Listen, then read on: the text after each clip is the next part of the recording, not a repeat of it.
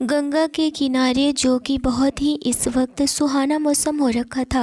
सुबह का वक्त था, जो काफ़ी ज़्यादा ही दिलकश नज़ारा कर देने वाला प्राकृतिक नज़ारा बना हुआ था। तभी घाट के पास एक शोर मचने लगा। कोई चिल्लाए जा रहा था, कोई है, बचाओ, वह डूब रहा है, बचाओ। तभी प्रेम घाट की तरफ तेजी से उस डूबते हुए इंसान को बचाने जाने लगा। वह गंगा के किनारे सामने पहुंचा तो देखा कि पहले से ही एक लड़की उस पानी के अंदर छलांग लगा चुकी है। प्रेम के कदम वहीं रुक गए। उस लड़की ने उस बच्चे को बचा लिया था। प्रेम उस लड़की को एकटक देखने लगा। दूध सा गोरा रंग, खूबसूरत चेहरा, तरासा हुआ बॉडी, कमर से नीचे तक आते हुए लंबे बाल इस वक्त उसके चेहरे से चिपके हुए थे। वह लड़की गंगा में से बाहर आ रही थी। प्रेम उसे ही एकटक गहरी निगाहों से देखे जा रहा था। उसके कपड़े उसके बॉडी से चिपक गए थे। काफ़ी लोगों की नज़र उस पर बनी हुई थी। यह देखकर प्रेम की आंखों में गुस्सा आ गया था। उस लड़की ने उस बच्चे को गंगा के किनारे सीढ़ियों पर लेटा दिया और उसके पेट पर प्रेस करते हुए उसने उसके पेट का पानी निकालने की कोशिश कर रही थी। उस बच्चे के मुंह से पानी निकलने लगा था। लोगों को लगा था कि आज वह बच्चा नहीं बच पाएगा, मगर वह लड़की उस बच्चे को बचाकर बाहर लाई थी। उसके मम्मी पापा उसके पास आए और कहने लगे, तुम्हारा बहुत बहुत धन्यवाद बेटी, तुमने हमारे बच्चे को बचा लिया। हम कैसे तुम्हारा धन्यवाद करें। उस बच्चे के माँ बाप ने उस लड़की के सामने हाथ जोड़कर यह सब कुछ कहे जा रहे थे। वह लड़की बहुत ही मधुर आवाज़ में बोली, जी नहीं, यह तो इंसानियत के नाते हमारा फ़र्ज़ था। उस बच्चे ने आंखें खोली। उसके माँ बाप ने उसे गले लगा लिया। लोगों की भीड़ ख़त्म होने लगी। वह लड़की वहाँ से जाने लगी तो प्रेम उसके सामने आ गया। उसने प्रेम को एक नज़र देखी और आगे बढ़ने लगी। तभी प्रेम बोला, रुको। वह लड़की रुक गई। प्रेम उसके सामने आ गया। उसने अपनी जैकेट उतारी और उस लड़की के सामने करते हुए कहा, यह लीजिए। वह लड़की ने प्रेम को सवालिया नज़रों से देखा तो प्रेम ने उसके करीब आकर धीरे से बोला, तुम्हारे कपड़े भीग गए हैं और अंदर तक झलक बाहर दिखाई दे रहा है। यह कहकर के प्रेम शरारत से मुस्कुरा दिया था। उसकी यह बात सुनकर वह लड़की एक नज़र खुद को देखी और फिर प्रेम को देखकर कहने लगी, बड़े बदतमीज़ हैं आप तो, इस तरह से नज़र रखते हैं। उसने जैकेट लेना चाही तो प्रेम ने अपना हाथ पीछे करके कहा, तो रहने दीजिए। उस लड़की ने भी कुछ नहीं कहा और गुस्से से घूरी और आगे बढ़ने लगी। यह देखकर प्रेम ने उसके कंधे पर जैकेट रखते हुए कहा, इतने भी बदतमीज नहीं हैं हम। वह लड़की प्रेम से दूर हो गई और उसे घूरते हुए वहाँ से जल्दी से चली गई। प्रेम पीछे से बोला, अपना नाम तो बताती जाओ। वह कुछ दूर जाकर के पलटी और एक बेपरवाह निगाह प्रेम पर डालते हुए बिना नाम बताए ही चली गई।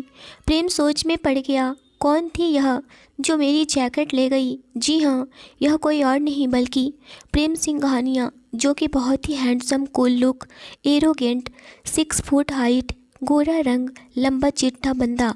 क्या गजब का स्मार्ट लगता था। कोई भी देखे तो देखता रह जाता। मगर वह जो चाहता वह उसको चाहिए होता। वह किसी भी तरह से उस चीज़ को हासिल कर लेता। वह चाहे वह चीज़ हो या फिर कोई इंसान हो, उसे हासिल करने में एक भी कमी नहीं छोड़ता। तभी पीछे से किसी की आवाज़ आई, कौन लड़की है यह, तुम्हारी जैकेट ले गई और अपना नाम भी नहीं बताई। यह आवाज़ प्रेम का दोस्त, यह और उसका असिस्टेंट अमन था। अमन की इतना बात सुनकर के प्रेम ने मुस्कुराते हुए कहा, जैकेट के साथ साथ में दिल भी लेकर गई। तभी अमन उसे घूरते हुए कहा, ओहो, मतलब कि प्रेम सिंघानिया को इश्क हो गया है। यह बात सुनकर प्रेम बोला, इश्क, वह भी मुझे, इतनी जल्दी नहीं, अभी तो सिर्फ एक मुलाकात है। वह यह बात उसके तरफ देख करके कहा जहाँ से वह लड़की गई हुई थी। प्रेम वहाँ से निकल गया। उसके गार्ड्स भी वहाँ से चल दिए। वह लोग गाड़ी में बैठे और वापस उस होटल में आ गए जहाँ वह ठहरे हुए थे। अगली सुबह गंगा घाट की खूबसूरत सुबह प्रेम उस घाट पर पहुंच चुका था। उसकी नज़रें उस लड़की को ढूंढ रही थी। वह वहीं अपनी कार की बोनट पर बैठ गया। काफ़ी लड़कियों की नज़र उस पर थी, मगर वह किसी पर भी नज़र नहीं घुमाया हुआ था। वह सिर्फ अपने कामों में उस लड़की की मद वह सिर्फ अपने कानों में उस लड़की की मधुर भजन की आवाज़ सुन रहा था और उसने आंखें बंद कर ली। वह बस उस भजन को ही सुने जा रहा था। भजन खत्म होने के बाद उसने अपनी आंखें खोली और उसके मंदिर से बाहर आने का इंतज़ार करने लगा। वह लड़की नीचे आई। आज भी उसने सफ़ेद रंग के सूट पहने हुए थे। न कानों में झुमके, न हाथों में चूड़ियाँ, न गले में हार, न कोई किया श्रृंगार। यह सादगी ही उसे सबसे जुदा दिखाती।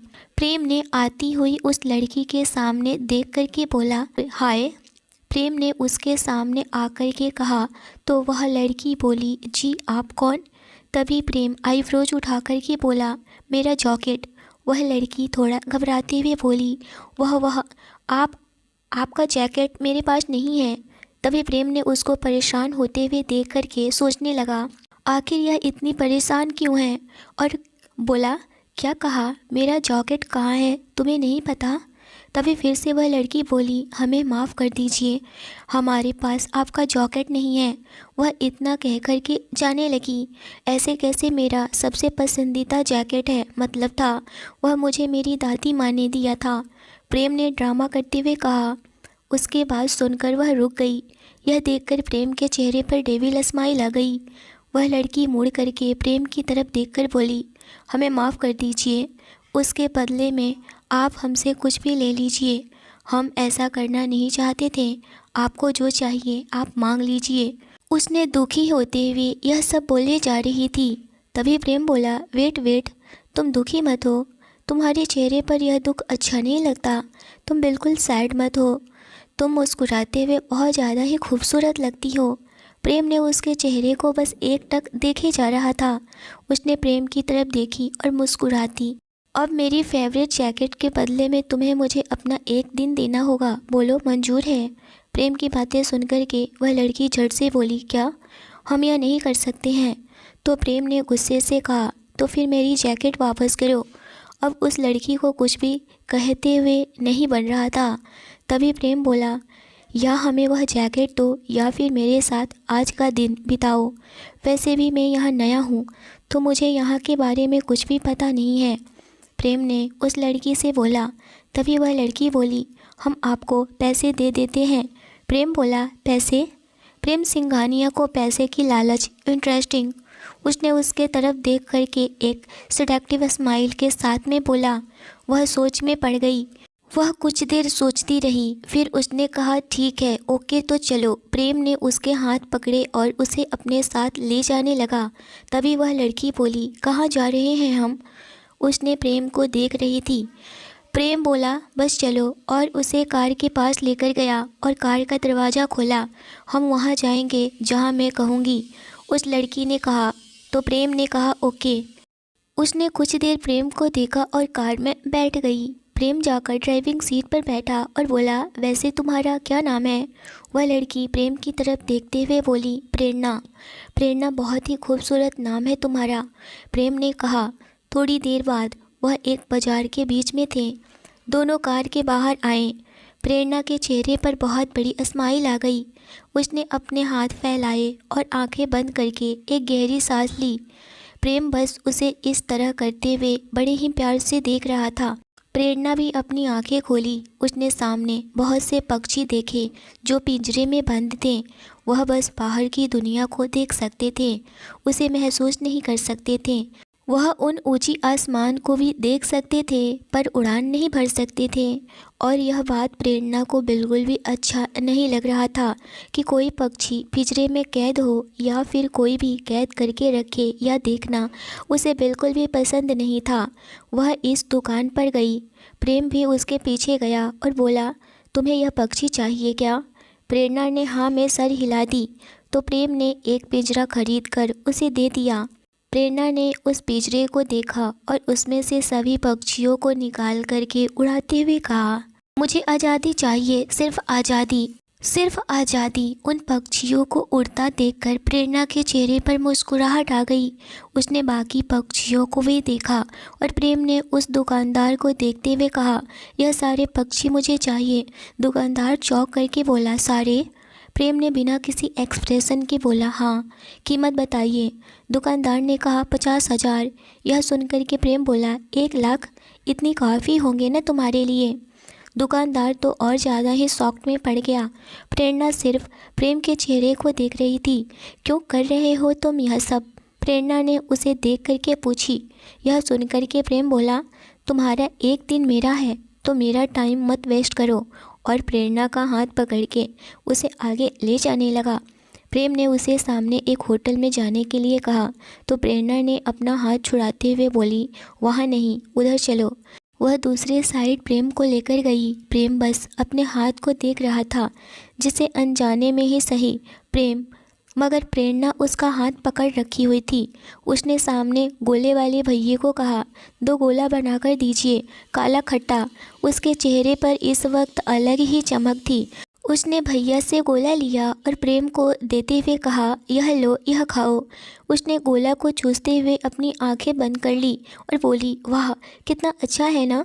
वैसे तुम मेरे साथ, मतलब कि एक अजनबी के साथ आने के लिए इतनी जल्दी कैसे मान गई?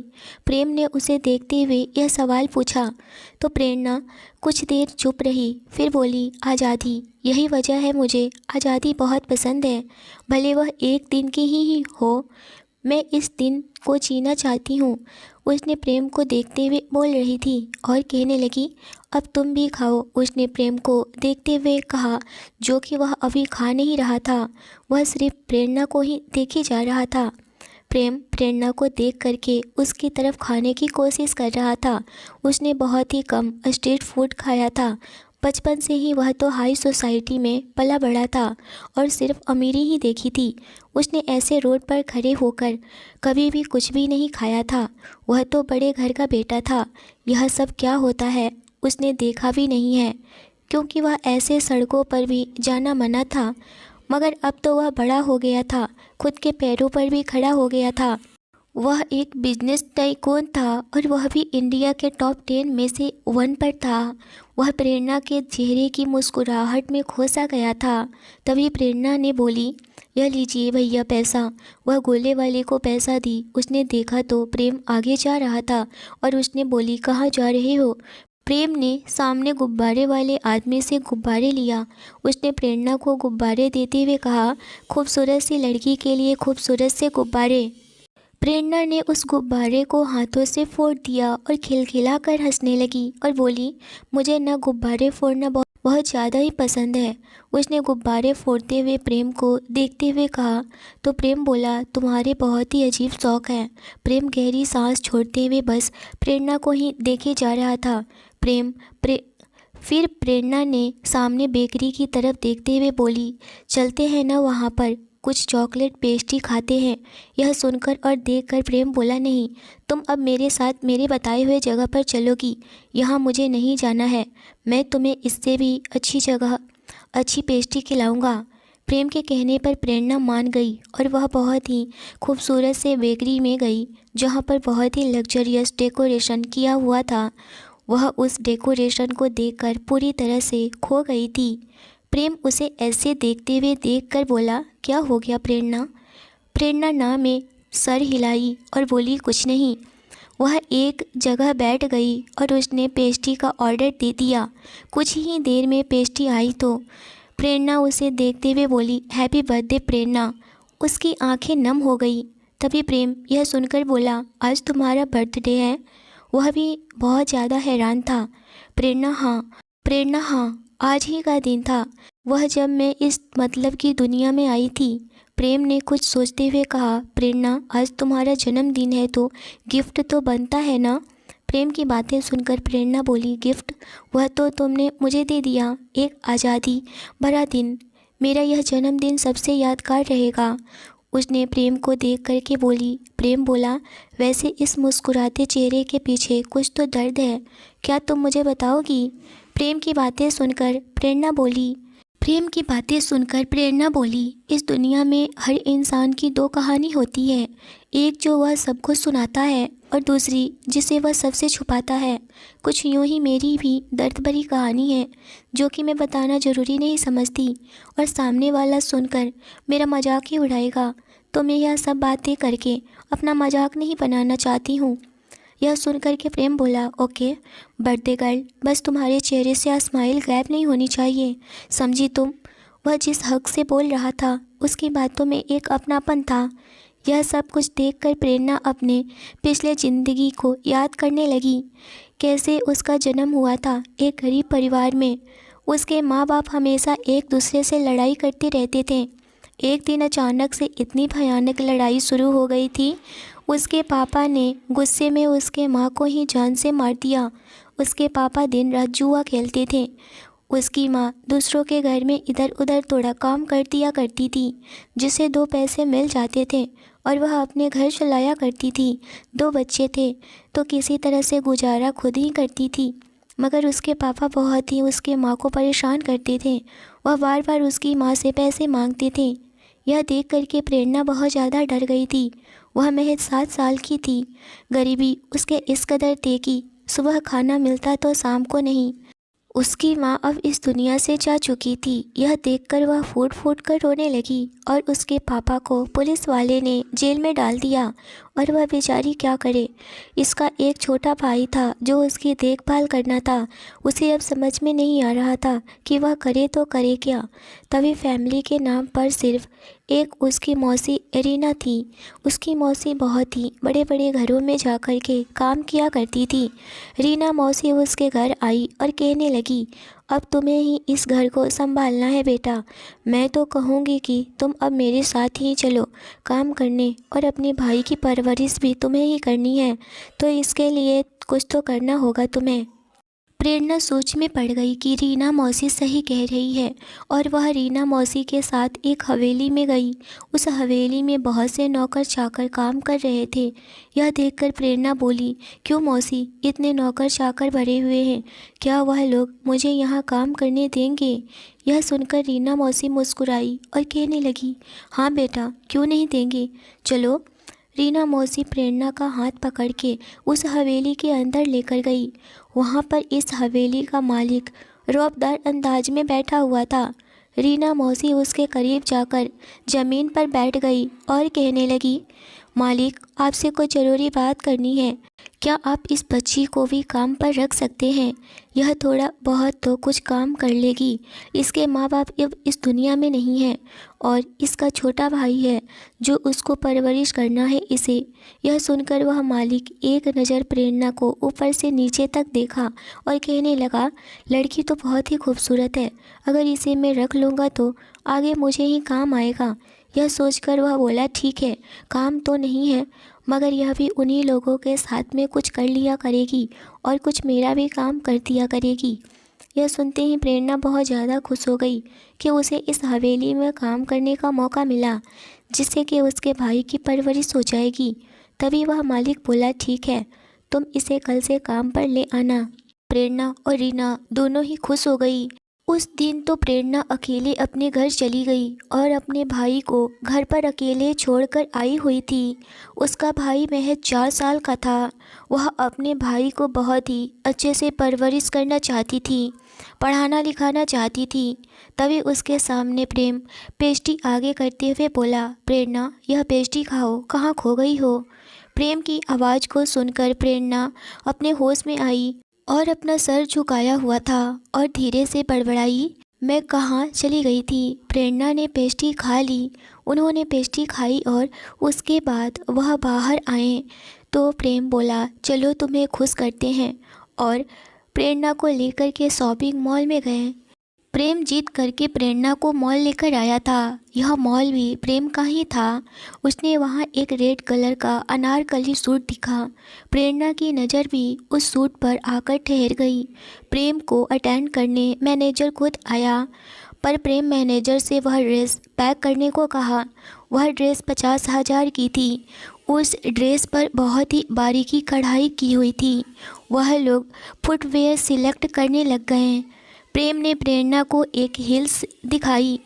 प्रेरणा ने वह हील अपने पैरों में लगाकर देखना चाहिए, क्योंकि प्रेरणा आज से पहले कभी भी ऐसे हील्स नहीं पहनी हुई थी। अचानक से जैसे ही वह पहनने की कोशिश करी, वह गिरने को हुई, मगर वह गिरती उससे पहले ही प्रेम ने उसे अपनी बाहों में थाम लिया। प्रेरणा एकटक उसे देखती रही। प्रेम भी प्रेरणा की आंखों में देखने लगा। दोनों एक दूसरे को कुछ देर तक यूं ही देखते रहे। तभी अचानक से उन्हें ख्याल आया कि उन्हें कुछ लोग भी देख रहे हैं। प्रेरणा उस हील्स को नहीं पहनी और कहने लगी, मैं हील्स नहीं पहनती हूँ, मुझे आदत नहीं है और पसंद भी नहीं है। यह सुनकर के प्रेम बोला, ओके। प्रेम पर इस वक्त सारी लेडी स्टाफ की नज़र थी। उन्हें समझ नहीं आ रहा था कि यह लड़की आखिर है कौन जो बॉस के साथ में शॉपिंग कर रही है और बॉस उस लड़की को इतना अटेंशन दे रहे हैं।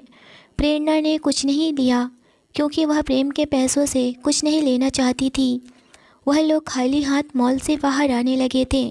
मैनेजर ने आकर के प्रेम को वह ड्रेस का बैग दिया। उसके बाद उन दोनों ने आइसक्रीम खाई, कुछ देर आराम किया तो बहुत देर बातें भी किया। प्रेम सिंघानिया अपना समय किसी को नहीं देता था, पर प्रेरणा के साथ उसने पूरी सुबह से लेकर शाम तक बिता दिया। वह लोग इस वक्त फिर से वही गंगा के किनारे घाट पर आ गए थे। प्रेरणा ने प्रेम को देखकर बोली, यह दिन मुझे हमेशा हमेशा याद रहेगा। धन्यवाद इतना खूबसूरत और यादगार दिन बनाने के लिए। प्रेम उसके चेहरे को देख रहा था। प्रेरणा जाने लगी तो उसने प्रेरणा का हाथ पकड़ लिया। प्रेरणा पलटी तो प्रेम ने कहा, आई लव यू। उसके बाद सुनकर के प्रेरणा मुस्कुराई और अपना हाथ छुड़ाते हुए बोली, दो मुलाकात में प्यार कुछ ज़्यादा ही तेज नहीं है आपका प्यार? यह सुनकर प्रेम बोला, प्यार वक्त नहीं देखता। कुछ लोग तो सालों तक साथ रहकर दिल में वह जगह नहीं बना पाते हैं जो कुछ दिनों में ही कुछ लोग बना लेते हैं।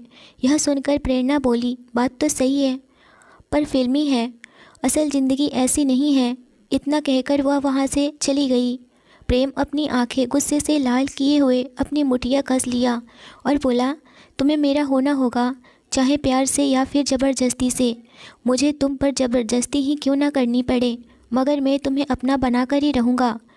प्रेरणा देख लेना, मैं जिसे एक बार अपना मान लूँ या मैं जिस पर अपना हाथ रख दूँ, वह चीज़ मेरी हो जाती है, वह चाहे कोई सामान हो या फिर कोई इंसान। अगला दिन प्रेम फिर से वही गंगा के किनारे आकर प्रेरणा का इंतज़ार कर रहा था। उसने मंदिर से आती हुई सुरीली आवाज़ प्रेरणा की सुनाई दे रही थी। वह फिर से अपनी कार के बोनट से टेक लगाए हुए बस इस वक्त प्रेरणा का इंतज़ार कर रहा था। प्रेरणा पूजा करके बाहर आई तो प्रेम उसे बाहर आते हुए देखा और तुरंत जाकर उसके सामने खड़ा हो गया। प्रेरणा ने थोड़ी सख्ती से कहा, हमारा रास्ता छोड़िए। प्रेम ने भी जिद पर अड़े हुए बोला, नहीं छोड़ूंगा। प्रेरणा दूसरी तरफ से जाने लगी तो प्रेम उसके सामने आ गया। प्रेम हर तरफ से उसके आगे आने लगा। उसने प्रेरणा के जाने का सारा रास्ता बंद कर दिया। तभी प्रेरणा ने चीखते हुए बोली, क्या चाहिए आपको? प्रेम ने धीरे से उसके कान के पास में आकर के कहा, सिर्फ तुम चाहिए मुझे। उसके इतना करीब आने से प्रेरणा पीछे होने लगी तो प्रेम ने उसकी कमर को पकड़ते हुए उसे खुद के करीब किया। प्रेरणा उसे छुड़ाने की नाकाम कोशिश करने लगी। आखिर बहुत कोशिशों के बाद उसने हार मान ली और प्रेम की बाहों में खुद को ढीला छोड़ दिया और बोली, क्यों कर रहे हैं आप ऐसा? मैंने कहा ना कि मुझे आपसे कोई प्यार वार नहीं है। वह बहुत ही बेरुखी के साथ में प्रेम से बातें कर रही थी। यह सुनकर प्रेम बोला, पर मुझे है और जो मुझे चाहिए होता है वह मैं कर लेता हूँ। यह कहकर के प्रेम प्रेरणा के ऊपर झुकने लगा। यह देखकर के प्रेरणा ने उसकी नीयत को देखते हुए उसे धक्का दे दी और उससे दूर हुई और कहने लगी, प्लीज़ आप मुझसे दूर ही रहिए, यह सब गंदी आदतें मेरे साथ मत कीजिए। प्रेम उसके लिए तैयार नहीं था और वह पीछे 2 कदम हो गया। प्रेरणा की आंखें इस वक्त गुस्से से भरी हुई थी। उसने गुस्से से कहा, प्यार करते हैं ना आप? आप जो यह करने जा रहे हैं इसे ज़बरदस्ती कहते हैं। यह प्यार नहीं होता, प्यार तो फ्रीडम होता है। तभी प्रेम चिल्लाते हुए बोला, पेन एंड पेपर। यह बात सुनकर के प्रेरणा को बिल्कुल भी समझ में नहीं आया और वह बोली, व्हाट? प्रेम ने प्रेरणा को अजीब नज़रों से देखते हुए कहा, मैंने कहा ना, पेन और पेपर दो मुझे।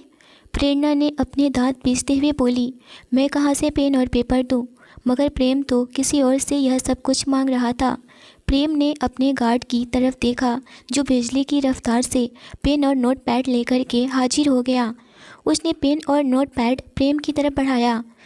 प्रेम ने उसे घूरा तो उसने वह प्रेरणा को दे दिया। प्रेरणा ने उस पेपर पर कुछ लिखा और प्रेम के सामने करते हुए बोली, इस पते पर आज रात को आ जाना, आपके प्यार का भूत उतर जाएगा।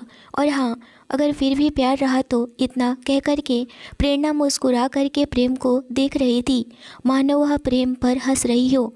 यह प्रेम को बिल्कुल भी अच्छा नहीं लगा। प्रेम ने उसके हाथ में एक बैग दिया और बोला, अगर प्यार रहा तो यह ड्रेस पहनकर आ जाना, तुम्हारा बर्थडे गिफ्ट है। प्रेरणा ने भी वह ड्रेस ले ली।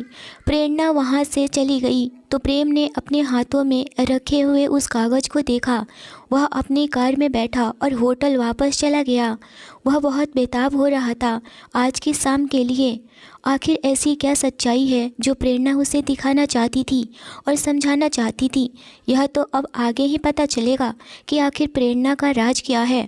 स्टोरी आगे जारी रहेगी। स्टोरी कैसी लगी मुझे ज़रूर बताइए। चैनल पर पहली बार आए हैं तो चैनल को ज़रूर सब्सक्राइब करिए।